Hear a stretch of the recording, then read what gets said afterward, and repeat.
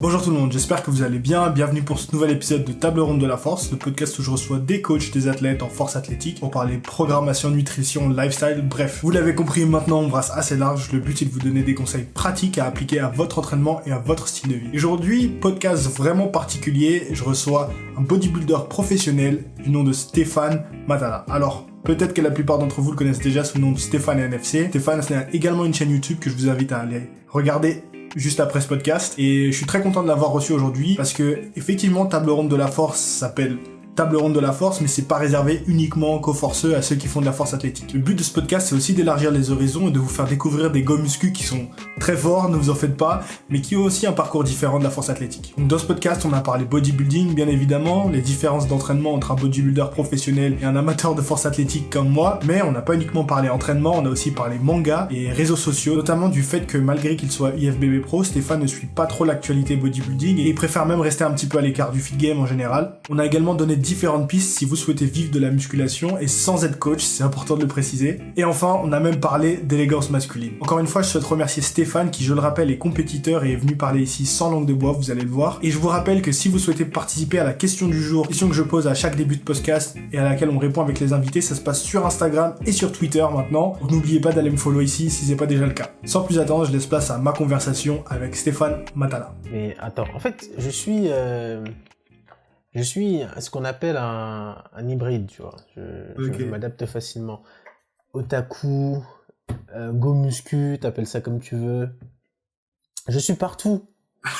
je suis partout, mec. Je suis partout. Évidemment, mais qui ne regarde pas les mangas de nos jours? Qui ne lit pas Berserk? Qui ne lit pas SNK? Non, c'est vrai. Après, dans la culture muscu, les mangas, c'est quand même vachement assez présent depuis longtemps, ça, TPZ pour les plus anciens et maintenant Attaque des Titans pour nous. Et pourquoi Erwin Smith? Parce que déjà, ce monsieur manie la plume aussi bien que l'épée. Et rappelle un petit peu qui c'est, ceux qui regardent pas Attaque des Titans, ceux qui connaissent pas peut-être. Peut-être qu'il y a des fous qui connaissent pas encore Attaque des Titans. S'il y a des profanes concernant l'Attaque des Titans, vous êtes une honte pour la sphère otaku. Voilà. Ensuite, Erwin, c'est tout simplement sans trop spoiler, c'est un major de l'armée de c'est quoi déjà, Eldia? Non. Je t'avoue que ça fait longtemps que j'ai regardé ça. Dans le manga, il y a 3 armées et lui, il est chef d'une des 3 armées. Voilà, ceux qui sont retranchés. Le bataillon d'exploration. Bataillon d'exploration, ceux qui sont retranchés entre les murs, c'est lui qui mène les expéditions, c'est le fin stratège de l'équipe. Et celui qui est prêt à sacrifier. En fait, c'est le soldat qui est prêt à sacrifier son avenir, tout ce qu'il a pour atteindre son objectif, mais il ne va pas l'atteindre. Et finalement, il va se retrouver de l'autre côté de la barrière, au même titre que ses collègues morts. Et il apparaîtra quand il faudra faire les comptes. Voilà. Voilà qui est le major. Le mec qui peut te lâcher un discours et même si t'es le pire coureur de l'univers, tu vas aller te battre pour lui, tu seras prêt à te tuer pour lui. Mais je trouve que ça te va bien, tu vois, la plupart des gens penseraient Levi, tu vois, dans ce manga, ou Eren, qui sont les deux plus gros combattants, on va dire, entre guillemets, du manga. Et je trouve que c'est intéressant le fait que tu dis qu'il manie aussi bien la plume que l'épée, je trouve que ça te va bien. Bon, j'ai pas la prétention de manier bien la plume ou l'épée, mais... Je te le dis. Mais, voilà, mais dans mon esprit... C'est voilà, c'est moi. Ok, c'est ce qui me touche chez ce personnage. Mais ce qui est marrant avec SNK, c'est que Isayama a ce don de nous faire souffrir et de rendre ces personnages misérables. Tu vois, par exemple, tu parlais de Levi qui est considéré comme l'homme le plus fort et le soldat le plus fort au combat, et qui est rendu, je spoil un peu, qui est rendu vers la fin du manga comme une petite merde, une sauterelle, qui est impuissant, qui ne peut pas tenir sa promesse. Enfin, SNK, c'est vraiment génial. Surtout quand tu vois un petit peu son passé aussi, ils ont fait un petit peu son passé là à l'époque. Bon, on va pas trop spoiler, ceux qui veulent regarder Attaque des Titans, allez regarder Attaque des Titans, très bon manga. Voilà, très très bon manga. En général, je commence le podcast avec la question du jour, mais je vais la garder pour la fin, ça ira mieux avec la fin de ce que j'ai prévu pour le podcast. D'accord. Est-ce que tu peux, on a peut-être dû commencer par ça, peut-être te présenter pour ceux qui ne te connaissent pas encore Ouais, donc pour ceux qui ne me connaissent pas, je m'appelle Stéphane, j'ai 24 ans, ouais, c'est pas longtemps que j'ai 24 ans. Je suis étudiant, bodybuilder professionnel, La plupart d'entre vous, ceux qui me connaissent en tout cas, me connaissent justement grâce à mon parcours dans le monde du bodybuilding.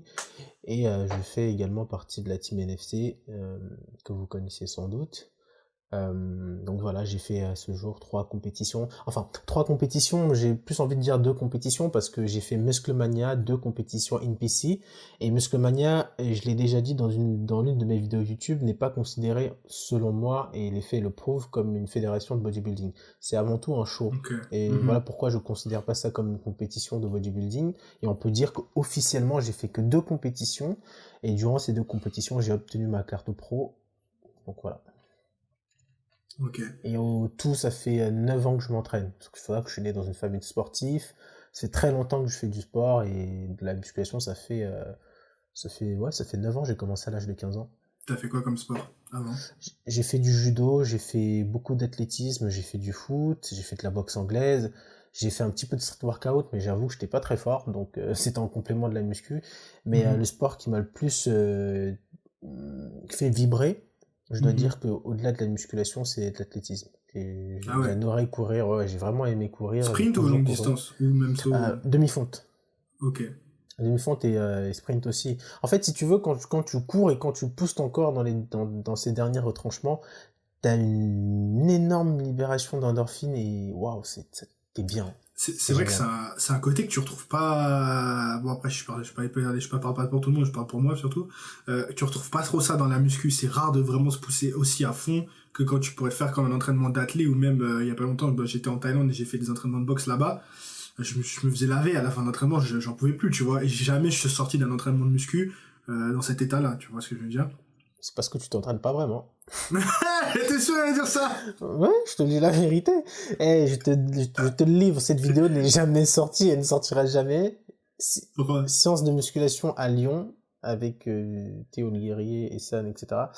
Juste après la séance de muscu, je me suis endormi. Je me suis endormi, genre, littéralement... t'es rentré chez toi, t'as endormi? Non, sur le canapé, j'ai même cette photo sur Instagram, je te l'enverrai si tu veux. Je me suis endormi directement après la séance. C'est-à-dire que quand j'ai fini ma dernière rep, je me suis posé sur le canapé, je me suis endormi. Tellement ça m'avait mis en PLS.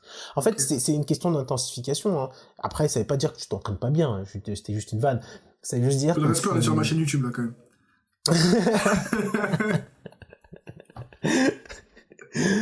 Je m'excuse, grand seigneur. Non, mais je rigole, c'est une vanne.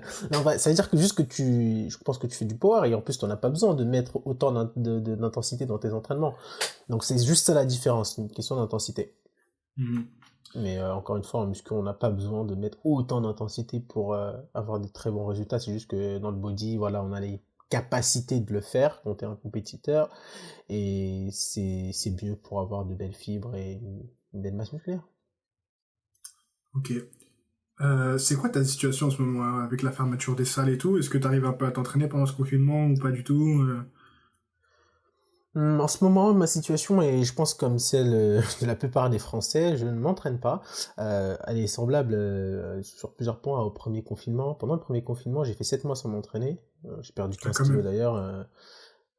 Après cette période, là je m'entraîne pas, je dois avouer que je m'entraîne pas, mais par contre je mange super bien, c'est la seule différence qu'il y a avec le premier confinement. Pendant le premier confinement j'avais un relâchement total, parce que je sortais d'une opération, etc. Je vous invite à aller voir ça sur ma chaîne YouTube, c'est intéressant. Du coup j'ai pas mangé, je mangeais à peu près une fois par jour, pas d'entraînement pendant 7 mois, et là maintenant je mange mes 4 repas par jour. Un petit peu difficile avec le rythme de cours. On pourrait croire que c'est facile, mais en fait c'est plutôt complexe. Mais j'arrive quand même à faire mes 4 repas. Donc là je ne m'entraîne pas du tout, pas de poids de corps, rien. Ça fait 1 semaine que je ne me suis pas entraîné. Et je pense que ça va durer comme ça. Est-ce que c'est parce que t'as pas accès aux salles ou est-ce que c'est parce que juste tu préfères te concentrer sur le taf, les études? Parce que avec la carte IFBB Pro, normalement t'es sportif de haut niveau, tu peux accéder aux salles. Il y a des salles qui sont ouvertes un peu dans Paris, je sais. Et si t'es sportif de haut niveau, tu peux y accéder. Oui, après, les salles sont loin. Là, la salle la plus proche de chez moi, la Courneuve, c'est à 1h15 de transport, aller-retour. Bon, voilà, le calcul est vite fait, c'est une perte de temps. Je suis quelqu'un d'assez pragmatique, mais là, il faut avouer que ce n'est pas du tout dans mon intérêt de faire ce trajet tous les jours pour aller m'entraîner. Donc, je préfère attendre. Est-ce que t'as pensé à investir dans du matos un peu chez toi ou... Bon, j'ai envie de te dire, j'ai un salaire d'alternant, j'ai pas forcément de place déjà pour Ouais, c'est ça. En investir. vérité, quand on est dans Paris, Oui. c'est vrai. Et puis même, j'ai envie de te dire, au bout d'un moment, le Covid, on apprendra à vivre avec. Les salles vont pas rester fermées éternellement. Et le fait d'investir pour un home gym, si tu as les moyens de le faire, j'encourage, Mhm. faites-le. Si vous avez de la place aussi, ça Mhm. permet de toujours pouvoir s'entraîner chez soi, c'est toujours mieux. Mais moi, j'en vois strictement pas l'intérêt. Parce que s'il faut que je m'achète du matos, il faut que je prenne des poids assez lourds, il faut que j'ai du vrai matos, quoi. Et il faut Mhm. déjà de la place et ça va me coûter très cher pour rien. Enfin, dans ma situation personnelle. Mhm. Je suis d'accord. Ok. Euh, Si j'ai voulu faire ce podcast, c'était surtout, enfin surtout, la première idée, ça faisait un moment que je voulais comparer un petit peu le body et la force athlétique. Parce que bon, ici le podcast c'est table ronde de la force, donc on a été surtout sur la force athlétique, mais c'est table ronde de la force et pas de la force athlétique. Donc Ouais. s'il y en a qui regardent ce podcast et qui avaient encore des doutes, y a pas que les powerlifters qui sont forts. Et du coup, je trouvais ça super intéressant de venir comparer un petit peu, de t'avoir ici avec nous. Euh, pour commencer, est-ce que tu suis un petit peu la force athlétique ou pas du tout? Est-ce que c'est un truc dont tu as entendu parler, powerlifting, genre de loin, ou est-ce que tu t'y intéresses un peu ou pas du tout? Alors après, j'ai des amis qui font du power, je pense à Théo. J'ai des amis qui en font, mais je t'avoue que je ne suis pas particulièrement les compètes de power ou même ce qui se Mhm. passe dans ce monde-là et plus généralement dans le monde de la muscu. Je t'avoue que je m'intéresse pas du tout à ça. C'est paradoxal ce Mhm. que je dis, hein, puisque je fais partie de ce monde aussi. Mhm. Ce serait légitime de penser que je m'y intéresse de près, mais en fait, pas du tout. Mhm. Je vais suivre évidemment les compétitions comme celles qui se passent, les grandes compétitions comme celle d'Alicante ou celles auxquelles participent les membres de ma team, ce qui est normal. Mhm. Mais au-delà de ça, je ne m'y intéresse pas. C'est pas que c'est une question Je ne suis pas obséquieux quand je dis ça, hein, et c'est pas une question de paresse intellectuelle ou quoi. C'est juste que bah, je trouve que finalement c'est très redondant et j'essaye justement, moi, avec ma chaîne YouTube, de prendre les choses via un autre prisme pour justement permettre aux gens de s'y intéresser si tu veux, un peu démocratiser le bodybuilding, pas le fitness. Après, pour la force, je t'avoue que je suis vraiment un profane dans ce monde, donc je sais pas du tout comment ça se passe. Ok. Euh, pour que les gens aient un peu une idée, peut-être du coup, avant de parler de ça, est-ce que ça t'intéressait, quand t'as commencé la muscu, ça t'intéressait d'être fort ou même pas? Tu t'as juste fait ça pour le physique? Alors, je t'avoue que non, j'ai jamais pensé vraiment au côté force. Ça n'a jamais été l'un de mes objectifs, Mhm. dans la mesure où je n'ai jamais trouvé d'intérêt à soulever très lourd, d'un point de vue esthétique et même d'un point de vue pratique. Ah, c'est chiant, hein. Après, Démonter c'est les poids et tout, ah putain. c'est chiant, surtout ça aussi, c'est déjà chiant, hein. Et en plus, en fait, en vrai, je suis pas particulièrement attiré par le fait de soulever lourd, parce que je ne Mhm. vois vraiment pas l'intérêt que ça dans le développement d'une masse musculaire. Et c'est fortement lié aussi avec mes objectifs, parce que moi, c'était Mhm. purement esthétique. Ouais. Et donc, la force, bon, je m'en foutais un peu, et je voulais préserver mes Mhm. articulations, etc. Ouais. Euh, donc voilà. Ok. Est-ce que t'as quand même une idée de tes max au soulevé de terre, au squat et au bench ou t'as jamais vraiment fait ces exercices-là? Ah, c'est très intéressant parce que c'est une question qu'on me pose beaucoup en ce moment. Ah ouais? Bah, ouais, beaucoup. Bah, avec ma technique d'entraînement, personnellement, je ne descends Ouais. jamais en dessous de 5 reps. Donc, le max que j'ai pu faire au squat, c'était 180 kilos à plus de 8 reps. Au développé couché, j'en fais que très rarement à la barre. Donc, j'en ai déjà Mhm. fait. Je fais du 3x3 à 120. Donc, tu vois que là, je soulève pas lourd. Ensuite, le soulevé de terre, c'est un exercice que je n'affectionne pas, donc j'en fais pas du tout. Ça n'a jamais. Ok. J'en fais pas. Si j'en fais, c'est soit une machine assistée ou en tout cas, je fais pas du pur développé de terre. Ok. Donc, mais si on peut prendre à peu près un comparatif, j'ai déjà fait du rowing. C'est pas vraiment la même chose, mais bon, ça peut te donner un ordre d'idée. J'ai fait du rowing à plus de 12 reps à 120 kilos. Sérieux quand même. Voilà. Euh... Du coup, à quoi il ressemble à peu près ton entraînement de body quand tu t'entraînes? Alors, en ce moment, Genre le split ou... non, enfin, j'affectionne pas forcément ces méthodes d'entraînement. Là, en ce moment, j'en ai mis une en place qui est basée sur la fréquence d'entraînement. Enfin, Mhm. ça va jouer sur la fréquence d'entraînement et sur l'intensité D'accord? Donc ça veut dire que je m'entraîne que 4 fois par semaine, donc avec une fréquence assez faible, ce qui me laisse le temps de récupérer grandement, ce qui n'était pas le cas avant, parce qu'avant je m'entraînais quasiment Enfin, 7 jours fréquence sur assez 7. faible par rapport à des compétiteurs de body, par rapport à Oui, des mecs qui vous regardent ce podcast, je pense que 4 fois par semaine, déjà, c'est pas mal. oui, oui, 4 fois, voilà, c'est ça en fait, fois 400 par Hmm. rapport au body ou même au go muscu qui est à fond dedans. Donc Hmm. 4 fois, c'est ce que je fais en ce moment avec un entraînement assez intense. Donc on va faire beaucoup de biceps, de triceps, euh, des séries longues, pas Hmm. forcément avec une charge importante, mais des séries Donc quand vraiment tu dis longues. entraînement intense, c'est vraiment des circuits, des séries longues. Oui, c'est-à-dire que je Ok. donnais un exemple très concret. Je vais par exemple faire ma séance jambes, c'est ça. C'est squat, presse, leg extension. Tricep, pas de temps de repos entre chaque série. On fait du 10. En fait, non, on fait du 5, 10, 20. 5 reps au squat, charge lourde évidemment. 10 reps à la presse, charge plus ou moins lourde. Et 20 reps au leg extension, charge moyenne. 5 séries, la séance jambes est terminée. Donc Ah là, ouais. c'est... Alors, sur le côté psychique, c'est lourd, hein, c'est... Ah, faut les enchaîner, ces 3 Tu vas la exercices worker, avec... toi. Vraiment, tu vas pour te tuer, là. Évidemment, eh oui. Eh oui. Quand tu fais 3 jours, quand tu t'entraînes que 4 fois par semaine, il faut y aller, hein. Faut Sinon, aller c'est... rentabiliser, ouais. Ah, exactement, sinon, il n'y a aucun intérêt à faire ce système d'entraînement. Ok. Qu'est-ce que tu penses du stéréotype des mecs qui disent que les bodybuilders, ils s'entraînent pas dur, du coup? Est-ce que c'est faux ou est-ce que c'est vrai? Je pense que c'est un truc à prendre au cas particulier. J'ai pas envie de faire d'amalgame, mais je dirais que c'est à la fois faux et vrai. Moi, personnellement, j'ai pas besoin de m'entraîner dur. Je vais être très sincère. Je suis quelqu'un qui a une excellente génétique. Je prends facilement du muscle, encore plus quand je suis en prépa. Donc ça veut dire que je n'ai pas forcément besoin de me mettre dans le rouge pour avoir des résultats. Régis, c'est dans le même cas, etc. Donc moi j'ai une facilité déconcertante à prendre du muscle, notamment quand je suis en prépa. Donc pourquoi m'entraîner très dur? S'entraîner dur Hmm. pour les gens, je pense que c'est l'entraînement de Ronnie Coleman, mais c'est pas forcément productif. C'est pas forcément productif. T'as pas besoin de mettre très lourd pour avoir des résultats conséquents. T'as pas besoin de faire 2 heures d'entraînement pour avoir des résultats conséquents. Il y a aussi il y a un côté scientifique que beaucoup oublient quand on parle de sport de haut niveau. Il y a énormément ce côté scientifique à prendre en compte, hein. Voilà, il y a une synergie qui va se créer entre notre alimentation, notre entraînement et évidemment les fruits, comme on dit.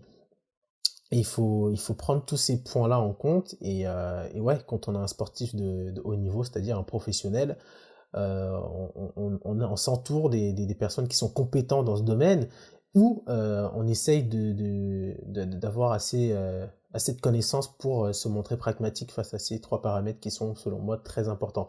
Donc, on peut s'entraîner très dur, comme Maxime, par exemple, et avoir de très bons résultats. Maxime Yedes, de très bons résultats, il se Ah, bute. la vidéo avec le hack squat, là, avec Essan, Voilà. j'avais la Mais larme, j'étais voilà, là, tu vois. vas-y, garçon! Tu vois, là, le gars, il souffre, il se bute, il se tue. A Ouais, contrario, t'as moi qui fais pas la moitié de ce qu'il fait. putain. Ouais, tu vois, je fais vraiment, je te dis T'es sincèrement, hein, l'escroc de la Team NFC ou quoi, je toi? fais pas la, je fais pas la moitié.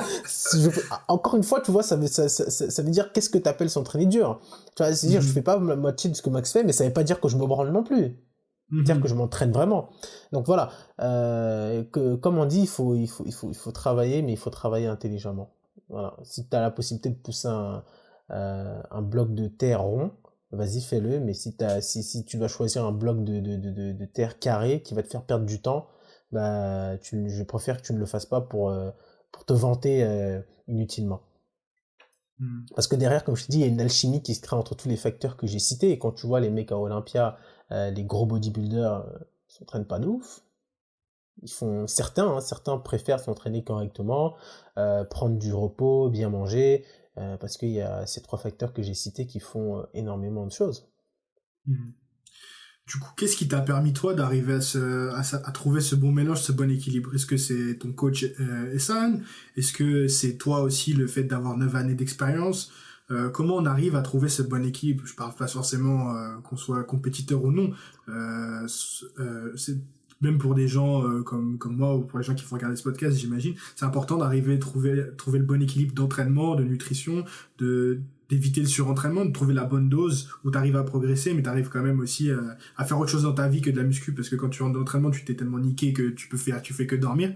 Donc comment tu as trouvé cette synergie, toi? Alors, ta question nécessite deux réponses. Une première générale et une seconde pour les compétiteurs, parce que je pense que c'est important de partager mon avis là-dessus aussi. De manière générale, évidemment, avant d'être un compétiteur, j'ai été aussi un pratiquant de muscu lambda, etc. Et l'organisation vient dans un premier temps avec l'habitude. L'habitude parce que les gens pensent souvent que c'est une question de motivation, mais selon moi, ce n'est pas une question de motivation. Il y a une phrase qui dit « Vous êtes ce que vous faites avec répétition ». Et oui, si tous les jours, tu prends l'habitude de faire tes repas, t'entraîner, en fait, faire ta vie tout simplement autour de tes passions, ça va devenir une habitude, ce ne sera pas une question de motivation. Et je suis certain qu'il y a quelque chose que, par exemple, toi, tu fais tous les jours, que si tu ne fais pas, tu n'es pas à l'aise. On a tous cette chose-là. Et moi, j'ai fait en sorte que ce soit mon entraînement et mon alimentation. Quand je manque un entraînement, je ne suis pas bien. Du coup, pendant 9 mois, là, t'étais comment? Bah, franchement, je t'avoue que, en fait, tu vois, là, c'est un cas de force majeure parce que la conjoncture nous oblige à moins culpabiliser. Mais en temps normal, quand je manque en entraînement, je suis pas bien. Genre, je fais en sorte d'aller m'entraîner parce que c'est un besoin, voilà, c'est comme ça, c'est comme avoir besoin de chocolat ou autre chose. Et donc, C'est quand même mieux d'avoir besoin de s'entraîner que d'avoir besoin de chocolat, quand même. Ah, mais complètement. Ah, après, il faut pas être extrémiste non plus, hein. Ah ouais, moi c'est plus j'ai besoin de chocolat, du coup je vais m'entraîner, du coup, pour pouvoir manger du chocolat. Tu fais les deux. C'est mieux de faire les deux, tu vois, c'est mieux de faire les deux. Donc du coup, dès que tu as installé ce rythme de vie qui devient une habitude, après, comme on dit, l'excellence doit être une habitude, pas une action. Donc du coup, tu prends cette habitude et pour un compétiteur, bah là c'est spécifique à chaque personne parce que tu sais la compétition c'est très différent du fait d'aller juste s'entraîner. Parce que c'est le bodybuilding qui dicte ta vie quand tu es en compétition, c'est que tu dois manger d'une telle manière, tu dois t'entraîner à telle heure, tu dois vraiment suivre le plan. Voilà. C'est-à-dire que tu vas aller faire un resto avec ta copine, je ramène ma gamelle. Enfin, tu ramènes ta gamelle. Tu vois, tu loupes pas un entraînement. Tu dois aller sortir, voir tes potes. Non, tu vas d'abord t'entraîner et après tu vois ce que tu fais. Et c'est une question de priorité. Et après ça, quand tu es compétiteur et que tu es à fond vraiment dans ce que tu fais, tu commences à écarter les choses inutiles. Tu vois, ta vie devient vraiment un planning. En tout cas, ça a été le cas pour moi. J'ai dû tout planifier. Même les rendez-vous, pour me voir, il fallait prendre rendez-vous. Tu te rends compte? Pour qu'un pote puisse me voir, il fallait qu'il prenne rendez-vous. Parce que j'étais obligé, si tu veux, d'avoir une structure dans ma vie, sinon c'était la merde. Sinon c'était la merde. Quand on parle comme ça, on a l'impression que c'est pas grand-chose, mais quand il faut que tu fasses tes courses, qu'il faut que tu fasses à manger, qu'il faut que tu révises, que tu fasses tes devoirs, que tu vois, que tu ailles travailler, enfin tout ça, on a que 24, une journée, ça dure 24 heures. Voilà, ça va assez vite. Ça va assez vite. Quand on parle de sacrifice, les gens parlent tout de suite, ils pensent tout de suite aux produits, nanana. Non. Par exemple, le fait de se priver de sortie parce que t'as pas le temps, c'est un sacrifice. Le fait de se sceller un peu parce que tu vas te retrouver un petit peu seul, tu verras plus tes amis s'ils sont pas dans le même monde que toi, c'est un sacrifice. Le fait, je sais pas, de renoncer à telle pratique, c'est un sacrifice, tu vois. Voilà, il faut juste trouver un juste milieu entre tout ça. Et ça dépend de chaque personne. Si on est un compétiteur, bah, on n'a pas le choix, on est obligé de se laisser rythmer par le bodybuilding si on veut vraiment atteindre son objectif. Et c'est comme ça dans tous les autres sports de haut niveau. Et si on est un mec lambda, après il faut savoir faire la part des choses. Aussi essayer de garder une connexion avec le monde extérieur, c'est important parce qu'il n'y a pas que la muscu dans la vie. Généralement, je conseille aux gens de s'entraîner le matin quand c'est possible. Comme ça, ils sont tranquilles après, ils peuvent gérer leur journée.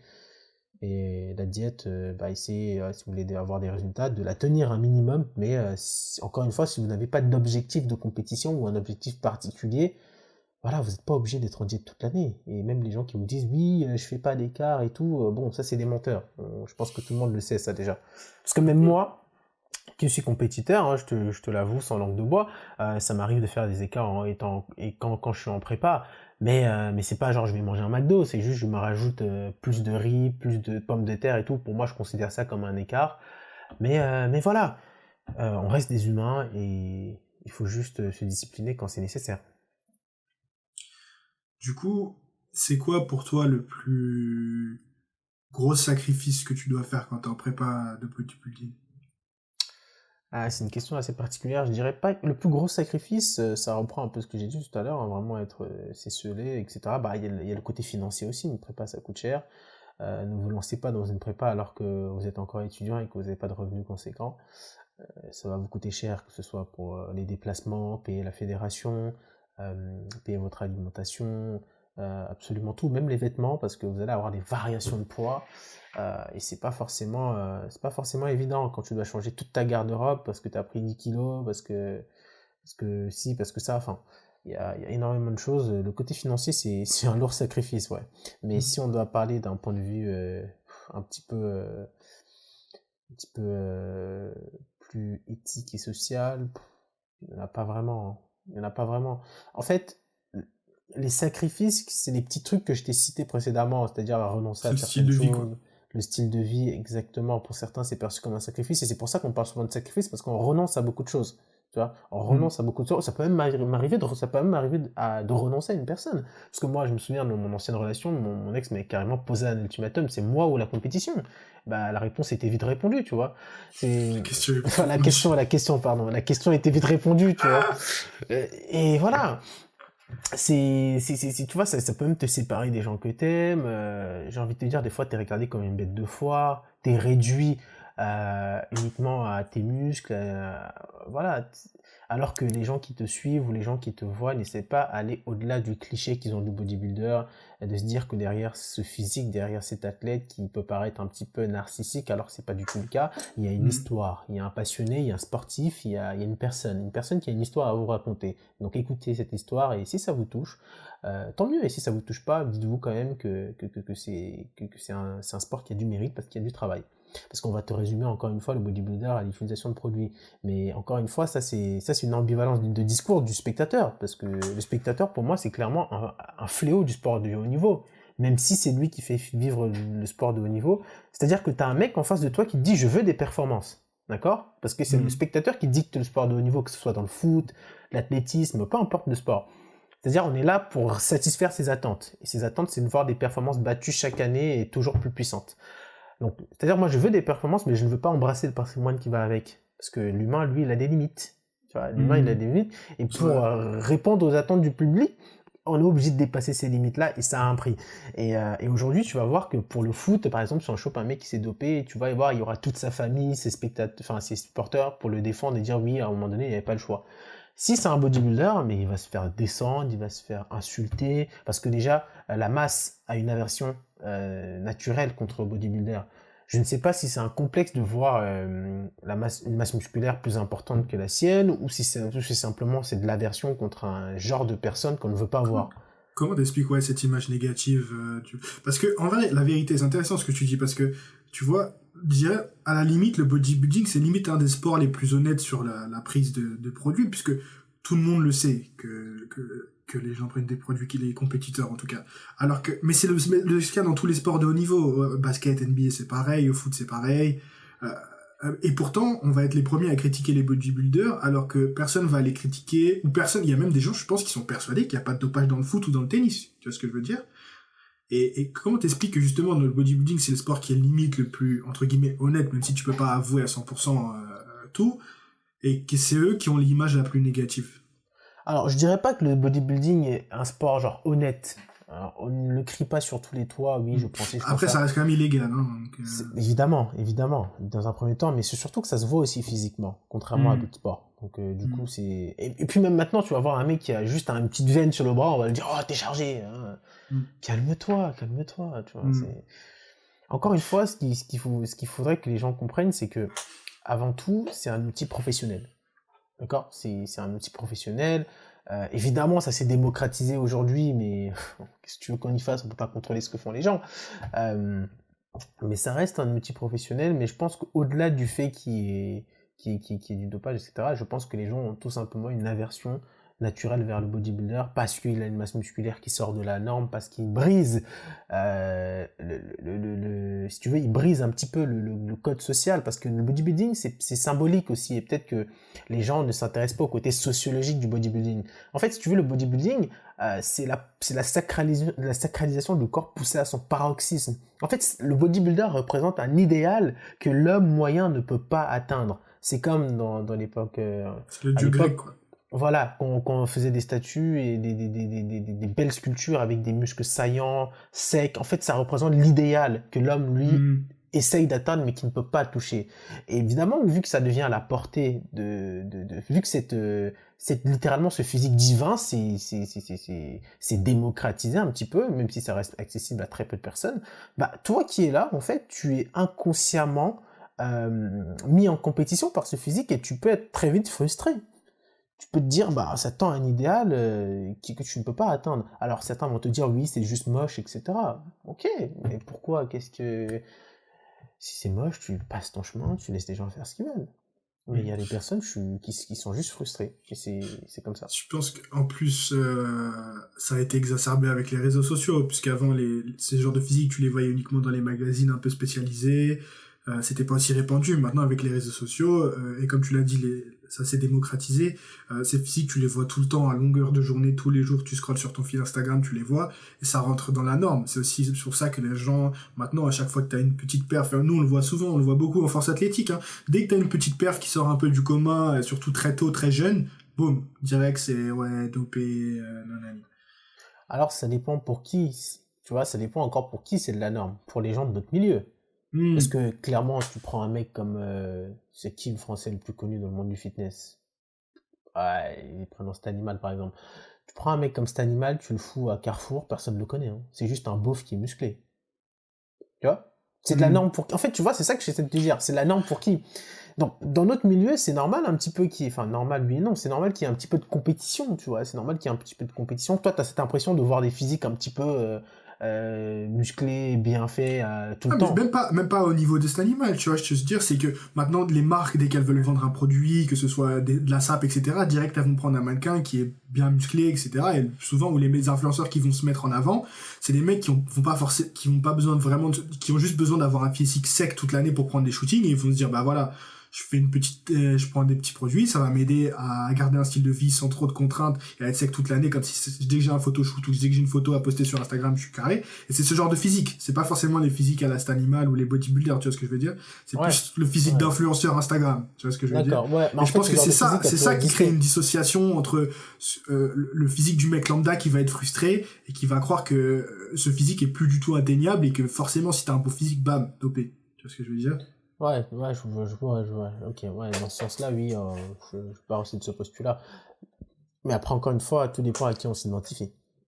Hmm, Mais très c'est vite, vrai. je pense que c'est aussi des personnes qui ne comprennent pas que nous ne sommes pas tous logés à la même enseigne.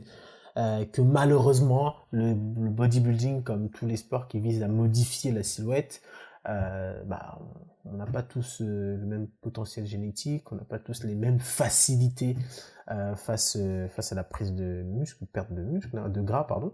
Donc oui, certains iront plus vite que d'autres et auront plus de résultats. Et ça, il faut que les gens arrivent à le comprendre. Et je pense que aussi, il y a une forme de paresse intellectuelle de la part des gens dans la mesure où ils s'arrêtent à leurs a priori sans essayer d'aller un petit peu plus loin. Hmm.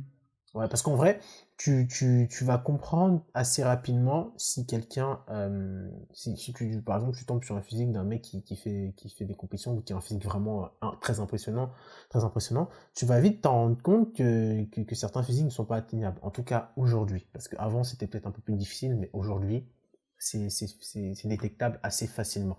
Et donc, il faut tout simplement que tu comprennes qu'en fonction de son activité, parfois certains c'est des bodybuilders et que c'est un outil professionnel. Mais au lieu d'aller l'insulter, parce que le mec en soi il t'a rien demandé, tu vois, De ouf. rentre-toi dans ton esprit que bah, ce physique-là, c'est peut-être, je vais pas l'atteindre. Si c'est pas ton objectif, oublie, tu vas pas l'atteindre. Mais ça ne veut pas dire que tu n'as pas un physique impressionnant. Tu sais, tu peux très bien arriver à la salle voir un mec soulever 100 kilos. Il y a personne autour de lui, tu trouves ça impressionnant. Mais demain, tu vas arriver, tu vas voir ce même mec soulever 100 kilos, sauf qu'il y aura quelqu'un à côté de lui qui va soulever 200 kilos. Tu vas trouver le mec qui soulève 200 kilos plus impressionnant. Mais ça veut pas dire que le mec qui a soulevé 100 kilos n'est pas impressionnant. Parce que tu as été Pour ça, impressionné. c'est pour ça qu'il faut faire la force athlétique. Tu vas soulever 200 kilos comme ça. Facile. Voilà, c'est vrai, il faut juste être objectif en fonction de sa situation personnelle et arrêter de se comparer. Je pense que c'est la comparaison qui crée des complexes et des gens qui t'envoient des messages. Mais je te dis, des fois j'ai reçu des messages incroyables. Et mec, j'ai baisé ta meuf. Est-ce que si j'ai baisé ta meuf, dis-le moi, peut-être que je m'en suis pas rendu compte, tu vois. Mais Mais je sentais beaucoup de haine dans les propos des gens. Genre, je dis, je te connais même pas, tu m'envoies un message comme ça, tu m'insultes. Pourquoi? Tu vois, pourquoi?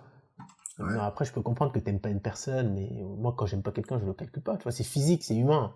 Physiquement, des fois, tu peux pas aimer une personne. Tu le calcules pas, c'est tout. Ouais, les gens, ils aiment bien Enfin, perdre leur bref. temps sur les réseaux sociaux. Mais ouais, bref. Ouais, ouais. Du coup, c'est intéressant, tout à l'heure, tu parlais de génétique, et on parlait aussi un petit peu de ton passé sportif. À combien t'attribues les résultats que tu as aujourd'hui à ton passé sportif et à ta génétique? Bah, Avec un peu de honnêtement, recul, maintenant. avec du recul, je dirais, dans mes débuts, j'attribue une grosse partie de ma progression à mon patrimoine génétique et à mon passé sportif. J'en ai fait une vidéo même d'ailleurs. Parce qu'à l'âge de 15 ans, si tu veux, j'ai commencé la muscu à l'âge de 15 ans. Mais à 14 ans, j'avais déjà un physique assez impressionnant pour un mec de 14 ans. J'étais déjà musclé, j'étais tracé. Mais quand j'ai fait ma première séance de musculation, on aurait pu croire que j'avais déjà plusieurs mois de musculation à mon actif. Évidemment, j'étais conditionné, mais ça restait impressionnant pour un gamin de 15 ans qui sortait de sa première séance de musculation. Et donc oui, là, sur mes 2 premières années de pratique, parce que j'ai vraiment explosé, genre j'ai vraiment progressé rapidement, j'attribue une grosse partie de mon passé sportif à cette progression. Alors, les autres années, c'est un peu plus compliqué. Je dirais que c'est plus mon potentiel génétique qui a pris le dessus, hein. Par exemple, les mollets, je les travaille pas. Mes mollets grossissent tout seul, je les travaille pas. Je consacre pas de temps au travail de mes mollets. Enfin, me dire que je les travaille pas, c'est un peu mentir, parce que je les travaille indirectement quand je fais des exercices. Mais dans mes programmes, j'ai pas de temps à partie au mollet. C'est-à-dire que j'ai pas un exercice pour les mollets ou quoi que ce soit. Non, je fais pas. Ça grossit tout seul et voilà, c'est un des exemples pour dire que j'ai plus de facilité à prendre du muscle et on va dire la ligne aussi est très importante, les insertions des muscles, etc. Là, tu peux rien y faire. Si t'es né comme ça, c'est génétique. Si tu veux te plaindre, t'envoies un message au SAV de Dieu, il te répondra peut-être. Mais, euh, mais j'ai aucun mérite. C'est comme ça et voilà. Donc je dirais, première partie de ma progression, mon patrimoine sportif, mon passé sportif, pardon. Deuxième Mhm. partie de ma progression, donc à partir de 4 ans d'entraînement, je dirais que mon patrimoine génétique et mon travail a pris le relais. Parce que, évidemment, hein, je ne vais pas refaire la chanson du mec que, ouais, si tu as un potentiel mais que tu ne l'exploites pas, tu vas pas progresser. On sait tous que c'est Mhm. vrai. Effectivement. Parce que oui, tu Euh, peux prendre des mecs lambda, hein, tu peux prendre des mecs lambda dans la rue un peu partout, tu les mets en mode muscu, tu les formates bien, tu les fais manger correctement. S'ils passent en mode compétition, je te dis, c'est des mecs qui ont un potentiel même pas soupçonné, hein. Des mecs avec des énormes physiques, il y en a partout, c'est juste que le bodybuilding n'intéresse pas tout le monde. mhm. Du coup, comment t'es tombé dans le bodybuilding, toi? Parce que j'ai regardé un petit peu tes vidéos et tu disais qu'au départ, tu disais toi-même que t'en ferais jamais, genre. Ouais, vraiment, je me disais que le bodybuilding, ça allait trop modifier ma silhouette et que je voulais pas en faire. Mais en fait, attends, j'étais inscrit dans une salle à Eric Gym. C'était une petite salle comme ça d'un ancien bodybuilder qui avait ouvert à côté de chez moi. Et dans cette salle, il y avait un magazine. Il y avait un magazine, c'était une sorte de journal de sport. Je l'ai Mhm. quelque part ici, je vais essayer de le retrouver. C'était un journal de sport qui racontait l'histoire de Serge Nubret. En fait, Serge Nubret, je pense que tu le connais, c'est un des bodybuilders les plus connus dans la sphère francophone, qui avait un des meilleurs physiques français à l'époque. Et quand j'avais ouvert ce magazine, je peux te dire que j'étais littéralement tombé amoureux de son physique. Enfin, je veux dire, Cupidon avait carrément attaqué au bazooka. Le mec, il avait un physique incroyable. Genre vraiment incroyable. En fait, j'ai littéralement été séduit par sa ligne. Genre, il avait un physique parfait. Tu veux Insertion de rajouter un muscles. hashtag no homo quand même avant ou Ouais, même pas besoin. Tu vois, on peut même plus parler tranquillement là. Tu vois. Non, même pas besoin. C'est vraiment d'un point de vue purement sportif. Le mec, il avait, franchement, j'ai rarement vu un physique aussi beau. Ah tiens, j'ai trouvé le magazine. J'ai rarement vu un physique. Je te le montre là. J'ai rarement vu un physique aussi beau. Mais c'est fou, c'est dingue. Mais une ligne incroyable, une masse musculaire de dingue. Et j'avais vraiment été impressionné à l'époque, je m'en souviens, parce que j'avais demandé à garder le petit magazine là. J'avais vraiment été impressionné. Je me suis dit, comment c'est possible? Je veux dire, comment c'est possible d'avoir un physique aussi parfait et aussi impressionnant? Donc du coup, j'ai commencé à me documenter sur le monde du bodybuilding et vu que je m'entraînais un petit peu sans but, bah j'avais pas de but de compétition ou quoi que ce soit parce que j'ai fait du judo un petit peu en compète, j'ai fait de l'athlétisme Et pour la muscu, j'avais pas vraiment de but, tu vois. Et c'est ça qui a déclenché un petit peu mon envie de vouloir me lancer dans la compétition. Ok. Du coup, c'est quoi un petit peu tes objectifs, là, ta prochaine compète et tes objectifs en body?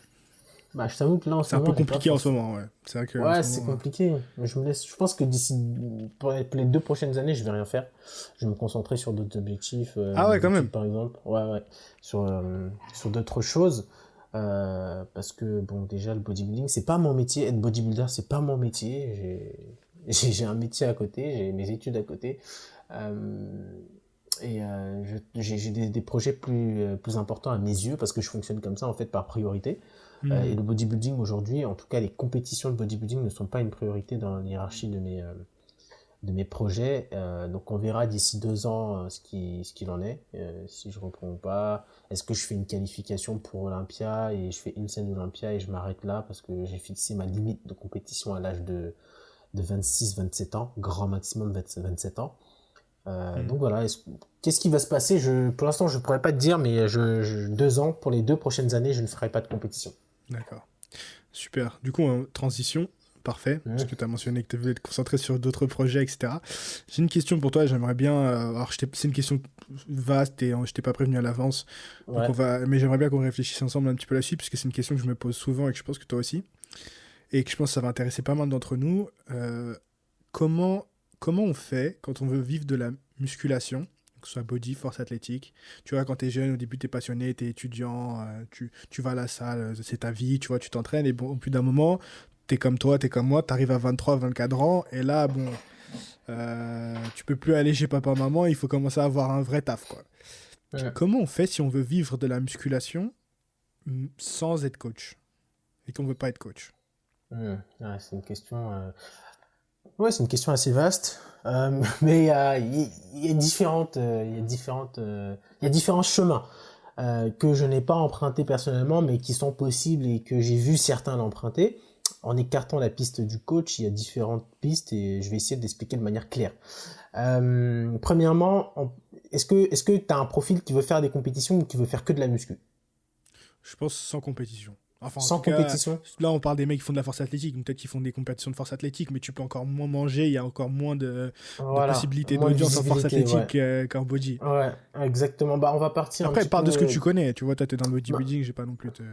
on va faire une sorte d'évolution, tu vois. On va faire une sorte Mhm. d'évolution de passer du mec qui fait que de la du truc lambda jusqu'à la compétition. Là c'est la partie que je maîtrise un peu le moins, celui qui fait pas forcément de compétition. Donc si t'es un mec qui fait du fitness, je connais beaucoup de personnes qui ne font pas de compétition mais qui génèrent des revenus assez importants via du coaching. Malheureusement, tu m'as écarté Ça. cette piste. Mais s'il y a d'autres En fait, pistes, si, tu peux. si je t'ai écarté cette piste, c'est pas pour te faire chier, hein. C'est Mais parce bien que, sûr, parce que tout le monde effectivement, veut faire ça. voilà, c'est ça, c'est ça. Ouais, tout le C'est monde tout, veut tout faire le monde ça. dans son truc de coaching, etc. Donc, Mais si tu regardes bien, tout le monde n'a pas la bonne stratégie, tout le monde ne propose pas les bons produits, mais voilà. Mais il y a des pistes très intéressantes dans ce domaine. Mais oui, par exemple, il faut se lancer sur les réseaux. Aujourd'hui, on sait que c'est une force de vente impressionnante. Il faut se lancer dessus, il faut proposer du contenu, il faut être littéralement, je vais exagérer, l'esclave des gens.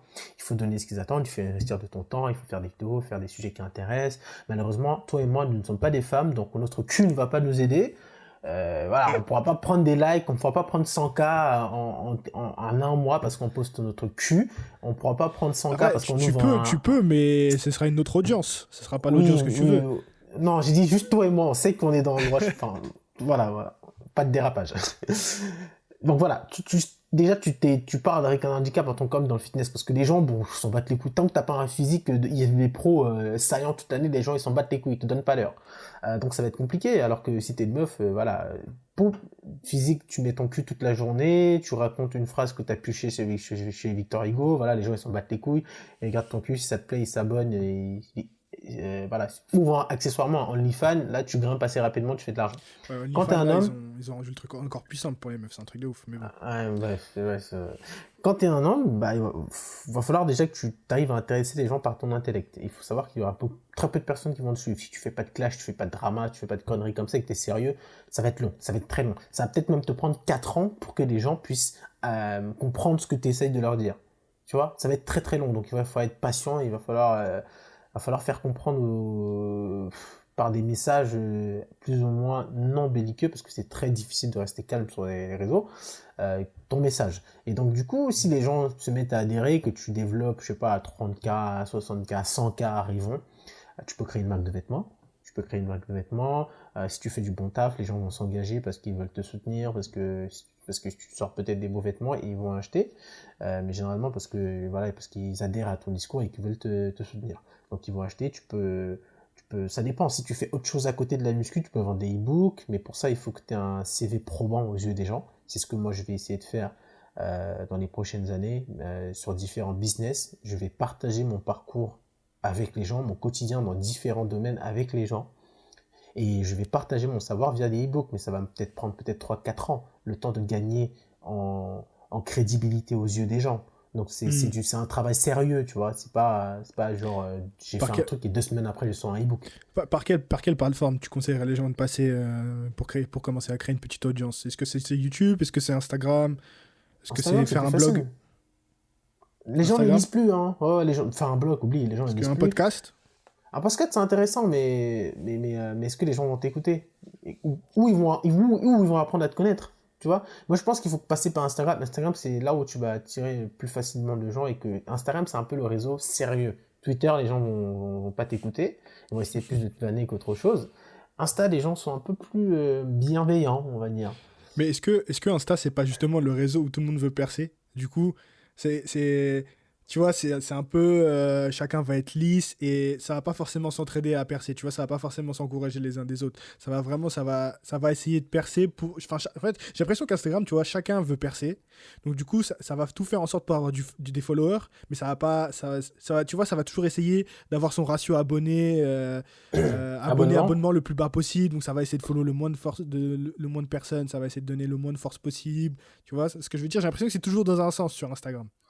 Non, pas forcément. Après ça dépend. Les gens, ils voient ça comme en fin de commerce et ils se disent, oui, le fait que je m'expose avec toi, ça te procure forcément des abonnés. Et qu'est-ce que moi j'y gagne? Ouais, tu vois, c'est vraiment ce rapport c'est plus vrai que donner pour recevoir ça. plutôt que donner, tu vois ce que je veux dire.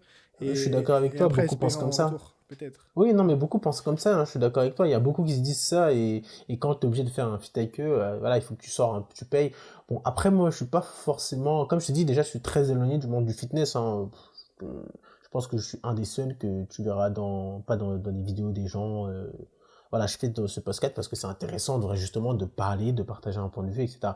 Mais ouais, moi je vois que je t'avoue, je suis pas très dans le domaine du fitness pour ce genre de choses, par exemple. Okay. De toute façon, quand t'es dans la force athlétique, t'es pas dans de base, t'es voilà. marginalisé, donc. Exact. Déjà pour ça, tu vois. Donc c'est un peu ça. Mais sinon, si pour revenir à ta question, si on parle du côté que moi je maîtrise plus ou moins, donc c'est-à-dire la compétition. Là, tu te construis un CV probant, c'est-à-dire que tu es un mec sérieux, t'es respectueux envers les autres athlètes, envers ton audience, envers les gens, tu t'entraînes sérieusement, tu fais 1, 2, 3 compétitions. Les gens disent à juste titre que les compétitions, ça paye pas. C'est vrai, je l'ai fait une critique dessus sur ma chaîne YouTube. Mais à contrario, quand j'ai vu l'échec de la compétition d'Alicante, j'ai dit c'est du foutage de gueule.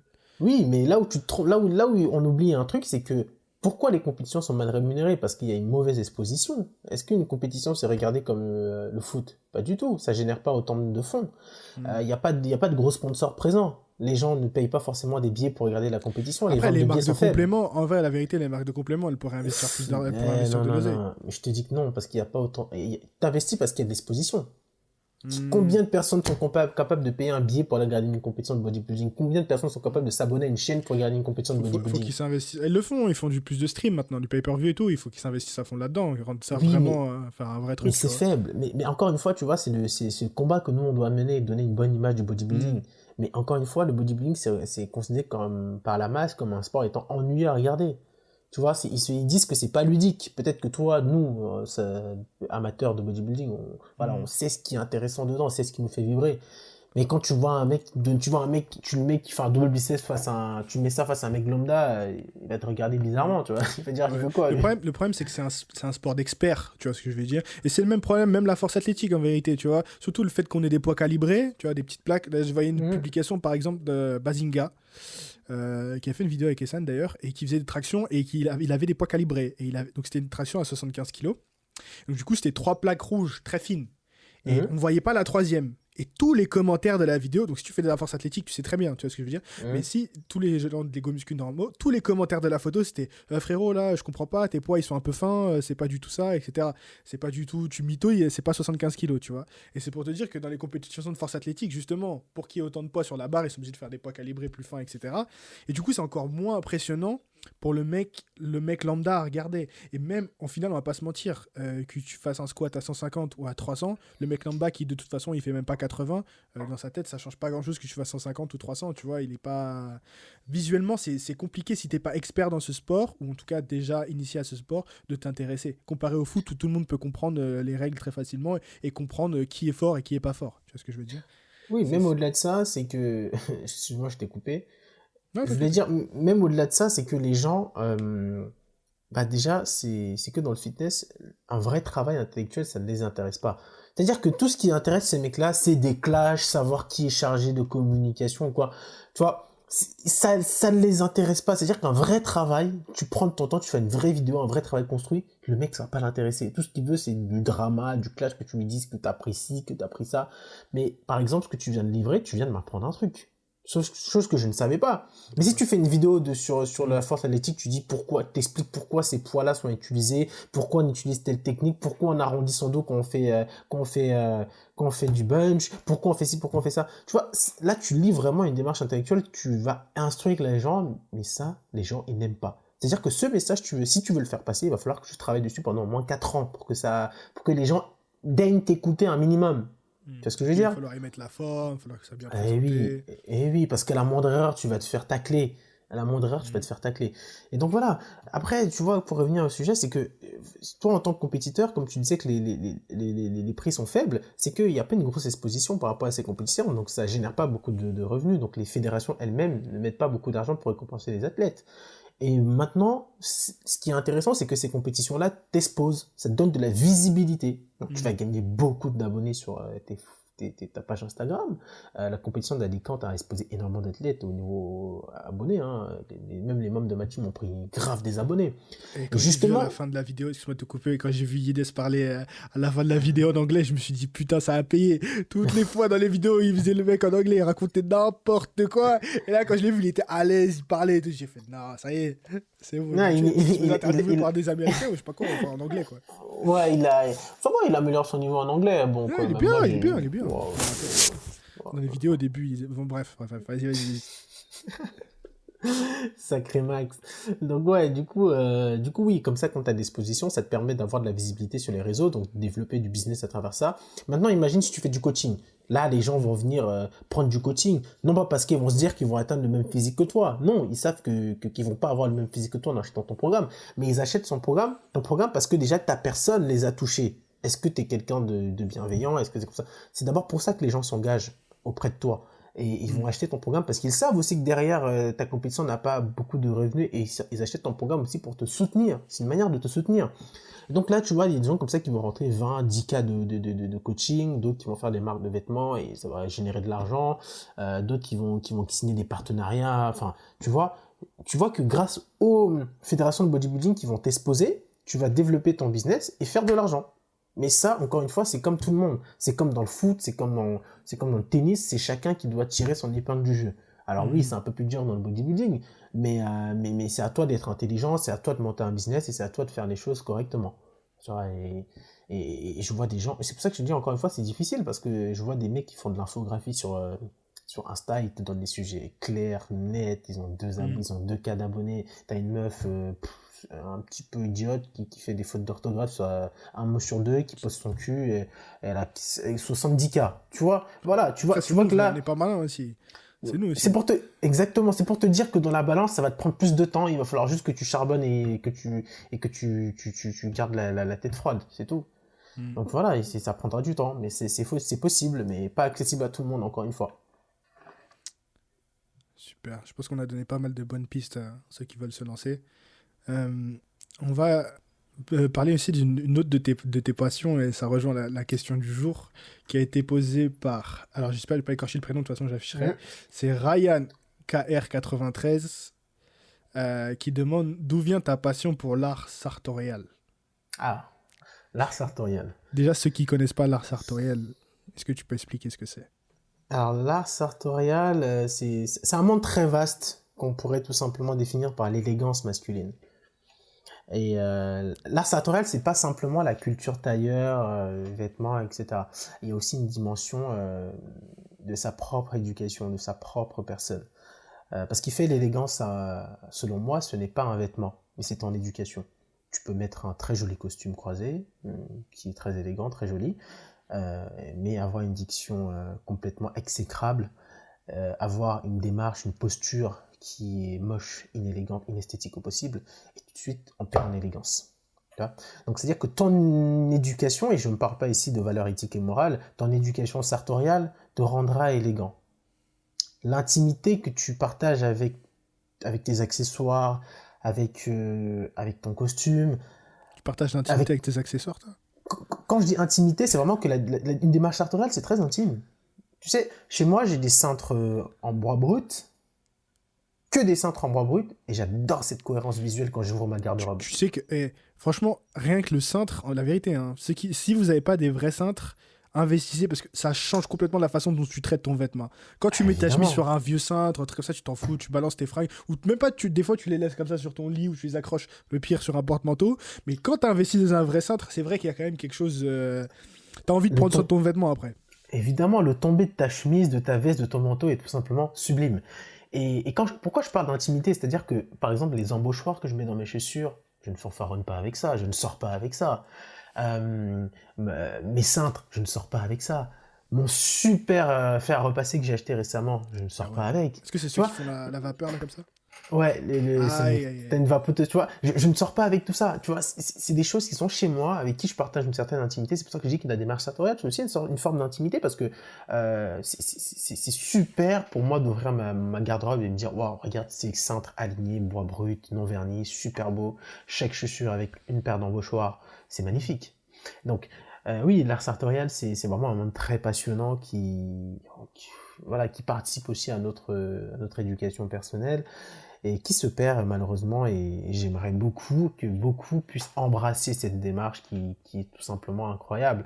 Parce que la première fois que j'ai porté un costume, et encore, je me souviens comme si c'était hier, même si c'était pas le meilleur costume que j'avais. De toute façon, les premières fois un costume, c'est toujours raté. Hein. Si c'est pas sur mesure ou au moins demi-mesure, c'est compliqué. Surtout quand t'as un gros muscu.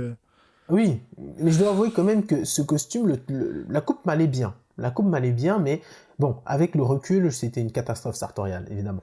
Mais la coupe m'allait bien et j'ai vraiment... Ce costume m'a vraiment appris beaucoup de choses sur moi-même et sur la manière dont les gens te regardent quand tu mets un costume. Ouais. Un costume, ça te donne une aura que tu dois maîtriser. Si tu ne la maîtrises pas... Si tu la maîtrises... quand t'as un costume. Évidemment, évidemment. Si tu ne maîtrises pas cette aura, ça se sent, ça se voit à ta démarche, ça se voit à ton expression, à ton langage corporel, parce que tu n'assumes pas ce puissant, cette machine que tu as entre les mains, c'est complètement ça, et je pèse mes mots. Parce que moi, la première fois que j'ai porté un costume, les gens se retournent, me regardent, les femmes me regardent différemment. La première fois que je suis allé au restaurant avec un costume, le service était beaucoup plus agréable, on prêtait plus d'attention à ce que je disais. J'avais l'impression d'avoir des gens qui fomentaient pour flatter mon ego. Et évidemment, quand tu remarques tout ça et que tu prends un peu la dimension sociale que ça a, le costume, avec le recul, tu te dis, l'élégance, c'est très important. Pourquoi? Parce que déjà, ça va te donner une certaine crédibilité. Mais cette crédibilité va s'appuyer aussi sur ton éducation personnelle. Parce que, bon, c'est bien d'avoir un costume, mais savoir ce que tu portes, c'est mieux. Ça t'évitera de te faire moquer quand tu seras face à des connaisseurs. Savoir ce que tu portes, déjà, ça te permet d'adapter une certaine posture dans ton vêtement. Voilà, par exemple, avoir une cravate 7 plis. Les gens ne voient pas les 7 plis, mais c'est tellement... Enfin, c'est tellement génial de sortir avec une cravate 7 plis et marcher. Enfin, c'est magnifique. L'art sartorial, c'est beau, c'est l'élégance, c'est ce qui fait un homme. Du coup, j'ai une question. Les mocassins, avec ou sans chaussettes, du coup? Moi, je ne suis pas dans ce dogme de il faut suivre ces règles. Non, les mocassins, j'en ai déjà mis j'en ai jamais mis sur chaussettes des mocassins. J'en mets pas des sous mocassins. Je vais t'expliquer pourquoi. Parce que j'ai un pied un petit peu large. Donc les mocassins, c'est pas un truc qui est favorable à mon coup de pied.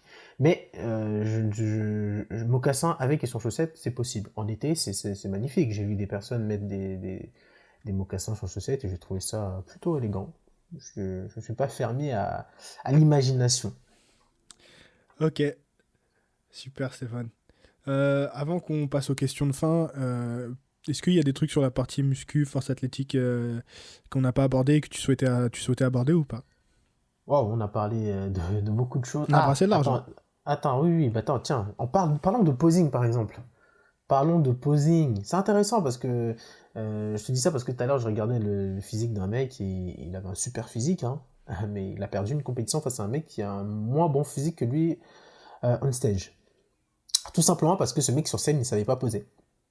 C'est-à-dire que le posing, ça te permet de cacher tes points faibles et montrer tes points forts et même transformer tes points faibles en points forts au moment où tu fais la comparaison avec les autres athlètes. Et beaucoup de personnes ont tendance à oublier ce facteur, le posing. C'est-à-dire qu'ils vont le travailler 2 jours à l'avance, une semaine à l'avance.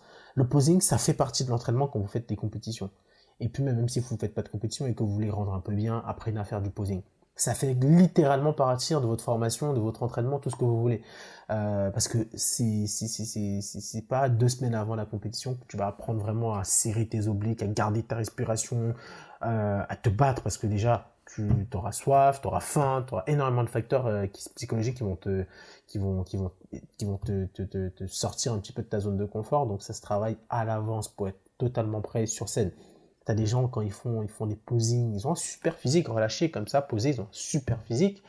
Mais dès qu'ils se mettent à poser, on dirait une sorte de patate douce mongolienne, tu vois, il y a c'est difforme par-ci par-là parce que c'est pas contracté comme il faut au moment où il faut. Donc ouais, il faut vraiment travailler ça et j'insiste, si vous faites des compétitions, c'est même pas une suggestion, c'est un ordre. Vous travaillez votre posing des semaines à l'avance, 2, 3, 4 mois à l'avance, c'est important. Ça peut vous faire perdre une compétition. Je pense que le message est bien passé là. Moi, j'ai une dernière question. C'est quoi les stéréotypes que tu as ou que tu avais sur les forceux, les powerlifters? Ah, j'ai jamais eu de stéréotype sur eux. Ah ouais? Ah oui, complètement. Enfin, quand je dis stéréotype, pas forcément un truc méchant, mais genre des trucs que tu penses qu'ils font ou qui sont différents en tout cas. Alors là, jamais. Rien Et du je te tout? dis que c'est même... Enfin, je m'intéresse moins au monde Je m'intéresse pas du tout au monde du bodybuilding, encore Mhm. moins à celui de la force athlétique. Quand je dis ça, enfin, j'ai pas envie que les gens le prennent mal en disant que je m'intéresse pas. C'est juste que tu vois, par exemple, c'est pas moi le mec qui va aller faire des recherches pour savoir qui a fait quoi, quand est-ce que ça s'est passé. Mhm. C'est pas parce que j'aime pas le bodybuilding, attention. C'est Mhm. juste que aujourd'hui, les personnes qui sont dans ce domaine ne m'inspirent pas spécialement. Je suis pas en train de Ok. dire que ouais, moi je suis pas le suceur comme on dit, du old school photo noir et blanc. C'est pas ça. C'est juste que quand t'as des athlètes qui mettent en story, oui, go niquer des mères pour aller faire une compétition, j'ai aucun respect pour ces gens-là. T'as des athlètes face à toi qui sont allés s'entraîner, qui ont fait des diètes comme toi, Mhm. et qui ont été très sérieux. Hein, tu vois, et par exemple, ces gens-là, ils font jamais de classement, après ils se plaignent, ils comprennent pas comment. Eh oui, et il faut être respectueux, il faut s'entraîner, il faut être humble. Ouais, Mhm. quand je vois des athlètes qui font des mauvais classements, qui parlent tout de suite de triche, de vol, etc., ça peut arriver. Mais c'est comme tout dans la... Ça peut arriver, hein. Je dis pas que ça n'est jamais arrivé, ça peut arriver. Mais la première personne que je dois remettre en question, c'est toi. Pourquoi tu vas tout de suite agresser l'autre en disant oui, tu ne mérites pas ta place? Qu'est-ce qui te fait croire qu'il ne mérite pas sa place?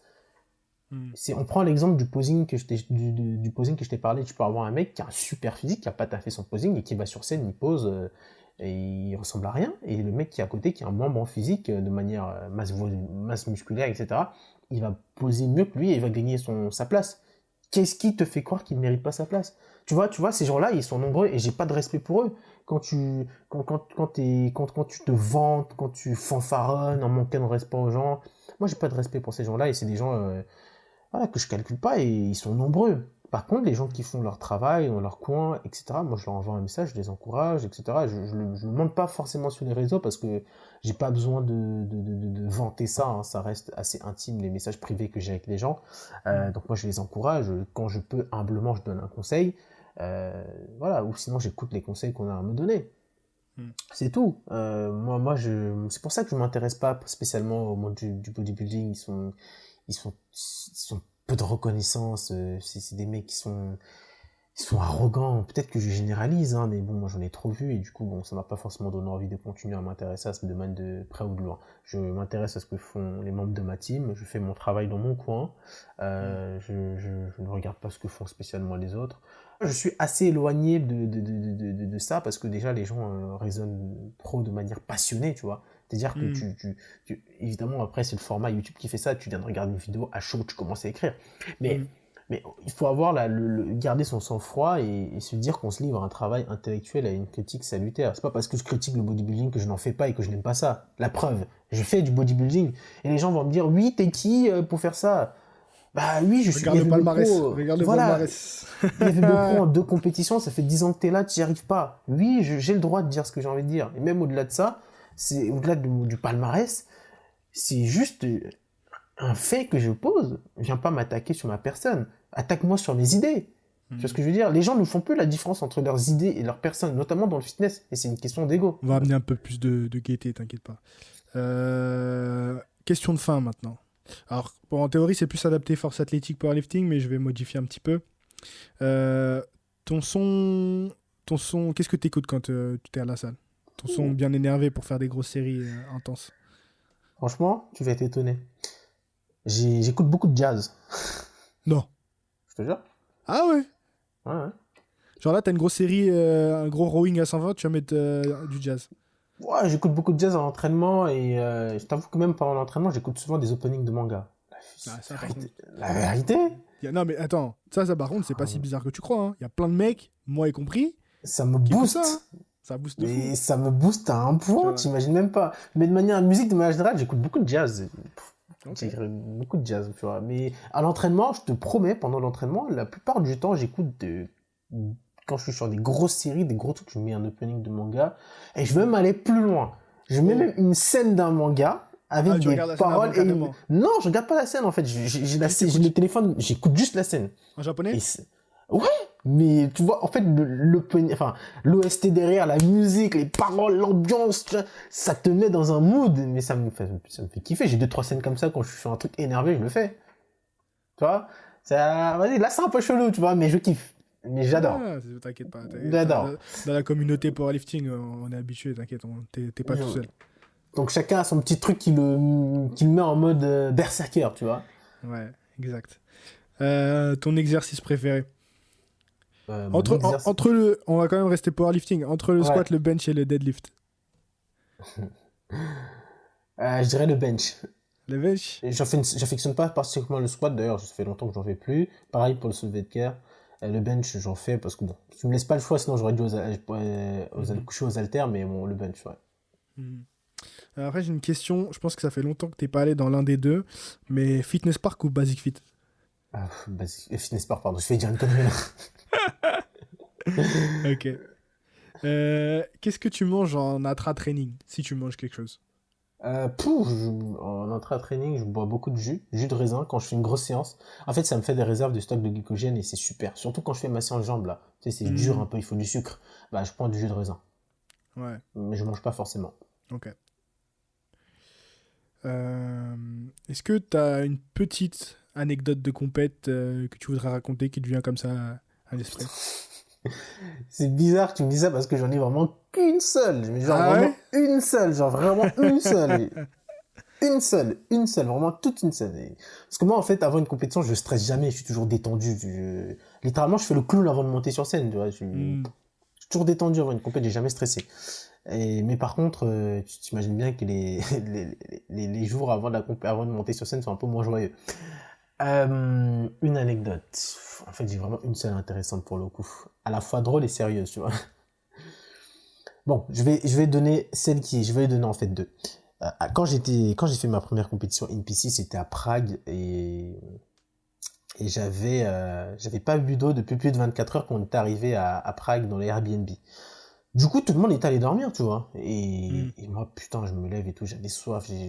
En fait, ce sentiment, il est tellement bizarre. Tu te débats de l'intérieur parce que t'as même pas la force de crier ou de taper sur quelque chose, t'es trop fatigué. T'inquiète. En fait, on fait des water cuts aussi en force athlétique, on connaît un peu. Ouais, voilà, donc psychologiquement, c'est dur. Et du coup, je me suis levé, j'ai dit, allez, hop, je vais prendre un verre d'eau, je vais le boire. Il y a personne qui est là et voilà, qu'est-ce qui m'a empêché de boire ce verre, tu vois. Tout le monde dormait, moi je dormais pas. Mais franchement, je t'avoue que j'avais tellement la haine de T'avais pas de pouvoir boire. culpabilité là, tu t'es pas dit non et tout. Bah justement, j'étais déchiré, genre ma personne était littéralement déchirée. Je me disais putain, j'étais comme ça et tout. En fait, j'ai commencé à chialer. En fait, j'étais pas, j'ai lâché une petite larme, tu vois, j'étais pas en dépression ou quoi, parce que les gens vont te dire oui, des fois on sait je suis en dépression. Non, ça m'est jamais arrivé ça. Mais en fait, c'était une sorte de soulagement, tu vois. J'ai dit ok, vaut mieux que je pleure, je vais boire ma larme comme ça. Je sais pas, je l'ai ressenti vraiment comme une forme de soulagement. Tu vois, j'ai lâché une petite larme et après je suis allé me coucher. Le lendemain, j'étais encore plus sec parce que je crois que mes larmes ont séché tout l'eau que j'avais dans le corps. Ah ouais. L'autre anecdote, c'est à Londres. Celle-ci, elle est un petit peu plus marrante. Et bah, en fait, tout se passait bien. Tout se passait. Cette compétition, c'est la meilleure compétition que j'ai faite de ma vie. Tout s'est très bien passé. J'ai été sérieux du début jusqu'à la fin. Mais j'avais vraiment pris beaucoup de muscles. Je devais perdre 8 kilos à 2 semaines de la compétition. J'étais déjà sec, on pouvait plus rien enlever. Mais j'ai brûlé du muscle. Je me suis entraîné 2 fois par jour, parfois même 3. Parce que j'avais vraiment pas le choix. Là, il fallait brûler du muscle. J'étais en décharge. J'ai fait 2 semaines de décharge. Et du coup, on est arrivé le jour de la compétition. Enfin, la veille de la compétition, j'avais toujours du poids en plus. Je me suis dit, vas-y, je vais aller m'isoler, je vais me branler, tu vois. Comme ça. Putain, mais t'as lâché combien là? T'as lâché 1 kilo de. Mais le truc, c'est que je suis pas arrivé. J'avais pas de gras, j'avais rien. J'ai mis une vidéo, tu vois. Il y avait rien qui s'est passé, tu vois. Donc, en fait, t'as un mec qui a pas mangé depuis quasiment 2 semaines, qui est sec, qui a pas bu d'eau depuis plus de 24 heures. Qu'est-ce que tu veux qu'il se passe, frère? Ah ouais. J'étais juste fatigué, mais du coup, je s'est rien passé. Et j'ai juste fait un peu de sauna et après j'ai marché. À quel moment tu t'es dit, ouais, ça, je vais gratter quoi, 10 grammes je sais pas, frère. Je me disais, j'allais peut-être prendre 500, 300, 800 grammes, j'en sais rien, moi. Ah ouais, 800 grammes, non, t'es chaud. En fait, tous les moyens étaient bons pour pouvoir atteindre mon objectif qui était de diminuer mon poids. Mais finalement, je suis passé à ça, tu vois. Ça allait finir comme Maxime et j'allais faire du footing toute la journée pour essayer de descendre mon poids. Mais ouais, j'ai eu de la chance, je suis passé à ça parce que j'ai tellement allongé mon cou pour arriver dans la catégorie de taille poids qu'il fallait que, bah ouais, j'ai réussi. Ok. Donc voilà. Très bonne anecdote. Tu vois, je vais me faire vanner avec ça pendant 2 semaines. Hein, tu vois. Où est-ce qu'on peut te retrouver sur les réseaux du coup, Stéphane? Bah, principalement sur YouTube, hein, vous avez ma chaîne YouTube, c'est Stéphane Matala. Ma page Instagram, c'est stéphane.nfc. Et sur Facebook aussi, c'est tout simplement Stéphane Matala. Ou Stéphane NFC aussi, je ne sais plus, c'est vrai que j'y vais plus trop. Et sur Twitter... sur Facebook. Détrompe-toi, il y a beaucoup de personnes qui vont sur Facebook. Détrompe-toi. Ah ouais, Détrompe-toi, ouais, détrompe-toi. donc une page. Ouais, vraiment, genre, mais j'ai cru que Facebook c'était un truc de vieux, mais en fait, il y a énormément de personnes dessus. On sait que la moyenne d'âge est élevée, mais oui, mais il y a énormément de monde dessus. Hein. Voilà, donc vous savez où me retrouver pour suivre mon contenu. T'inquiète, de toute façon, je mettrai tous les liens en description. Bah, merci beaucoup, Stéphane. Merci à toi de m'avoir invité, c'était un plaisir d'échanger avec toi.